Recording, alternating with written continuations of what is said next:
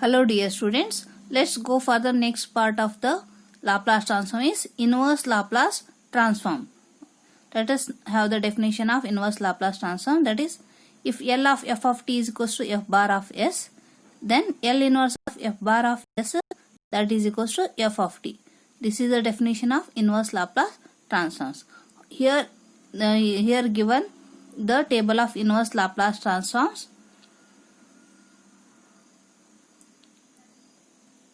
Here functions are given. With respect to those functions, inverse Laplace transforms are given. If a function is 1 by s, the inverse Laplace transform becomes 1.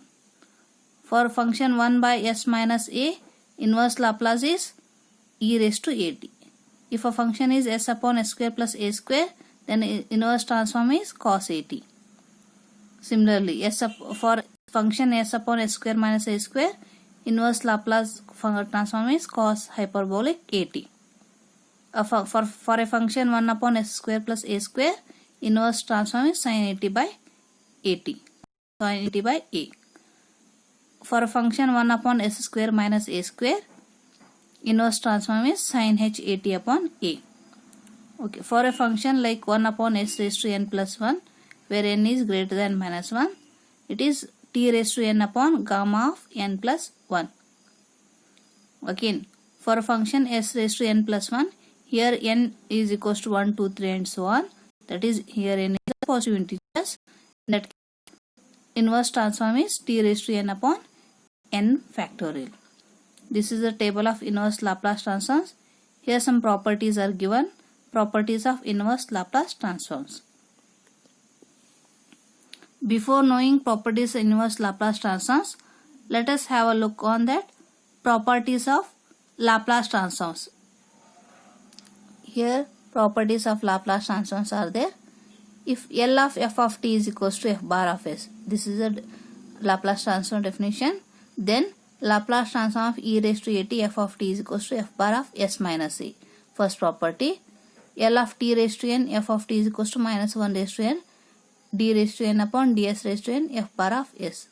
In particular, this you can write it as L of t into f of t minus d by ds of f bar of s. This is also written as f dash bar of s. F dash bar of s. L of t square f of t, that is equals to Laplace transform of t square f of t is d square upon ds square, that is second derivative of f bar of s. This also you can write it as f double dash bar of s. Okay. Third property, Laplace transform of f of t by t is integration 0 to s to infinity f bar of s ds. These are the properties of Laplace transform. Okay, just look at the second property of inverse Laplace transform. That is L inverse of f bar of s minus a. That is, whatever you have seen property of Laplace transform, reverse. That is, L inverse of f bar of s minus a is equals to e raised to at into L inverse of f bar of s. And we know that L inverse of f bar of s is nothing but f of t. This also you can write it as e raised to at f of t. Right? E raised to at f of t. That is, L inverse of f bar of s minus a is equals to e raised to at into f of t. Also you can write. Next, L inverse of minus f dash bar, that is derivative of f bar of s, minus f dash bar of s is equals to t into f of t. L inverse of f double dash bar of s is equals to t square into f of t. Here it reverses. Next, we have convolution of two functions. The definition of convolution of function is of two functions f of t and g of t is equals to f of t star g of t is equals to integration u equals to 0 to t f of u into g of t minus u with respect to u. Means here two functions, convolution of two function f of t and g of t is given by f of t star g of t is equals to integration of f of u into g of t minus u with respect to u between the limits u equals to 0 to e. This is the definition of convolution of two functions. Here we have a property f of t star g of t is equals to g of t star f of t. Okay, on this definition we have a theorem, convolution theorem. If L inverse of f bar of s is equals to f of t and L inverse of g bar of s equals to g of t, then L inverse of f bar of s into g bar of s is equals to integration u equals to 0 to t f of u into g of t minus u into du, and this we know that this is a definition of, by the definition of convolution theorem, this we can write it as f of t star g of t, nothing but L inverse of f bar of s into g bar of s, that is also equals to f of t star g of t. Next, Laplace transform of integration of 0 to t f of u into g of t u t minus u with respect to u, integration of this term between the limits 0 to t, that is equals to f bar of s into g bar of s, that is equals to L of integration of 0 to t f of t minus u into g of u with respect to u. Next we have Laplace transform of derivatives. These are some expressions to solve the Laplace transform of derivatives, means solving the differential equations using Laplace transform. Solving the differential equations using Laplace transform. These are some expressions which will help to solve the differential equation problems. L of y dash of t is equals to s into L of y of t minus y of 0. L of y double dash of t is equals to s square L into y of t minus s into y of 0 minus y dash of 0. Okay, or this you can again in general this you can write it as L of y raised to n of t, that is equals to s raised to n L of y of t minus s raised to n minus 1 y of 0 minus s raised to n minus 2 y dash of 0,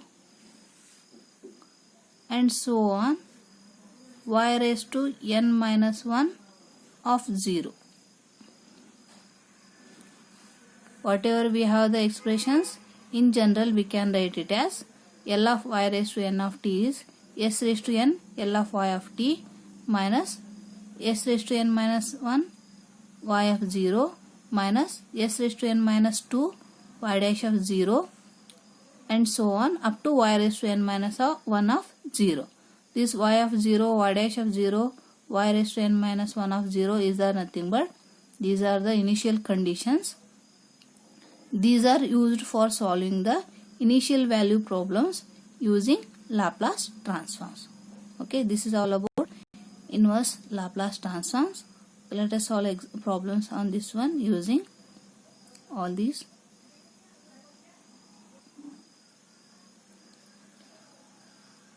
Let's go for the problems. Find inverse Laplace transform of s plus 2 upon s square plus 36 plus 4s minus 1 upon s square plus 25. That means here we need to find inverse Laplace of this one, that is L inverse of s plus 2 upon s square plus 36 plus 4s minus 1 upon s square plus 25. This we can write it as L inverse of s plus 2 upon s square plus 36 plus L inverse of 4s minus 1 upon s square plus 25. Again these terms we can write it as L inverse of splitting these terms, that is L inverse of s upon s square plus 36 plus L inverse of 2 upon s square plus 36 plus next this term L inverse of 4s upon s square plus 25 minus L inverse of 1 upon s square plus 25. Next, Laplace transform of this term, that is this is a function.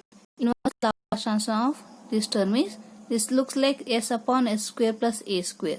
S upon s square plus a square means inverse Laplace of s upon s square plus a square is cos 60. L inverse of s upon s square plus 36, it looks like s upon s square plus a square. A is nothing but 6 here.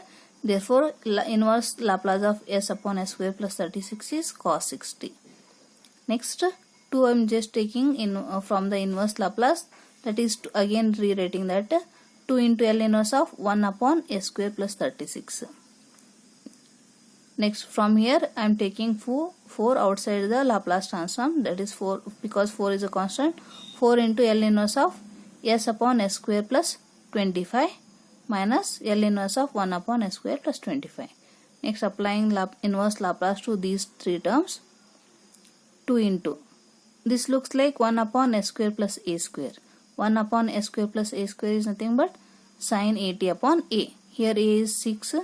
Therefore, first term is cos 60 plus 2 into sin 60 upon 6 plus 4 into s upon s square plus 25 means s upon s square plus a square. A is 5 here. Therefore, this cos 50 minus 1 upon s square plus 25 means 1 upon s square plus a square. That is sin 5 minus sin 5t upon 5. This is the inverse Laplace transform of the given term.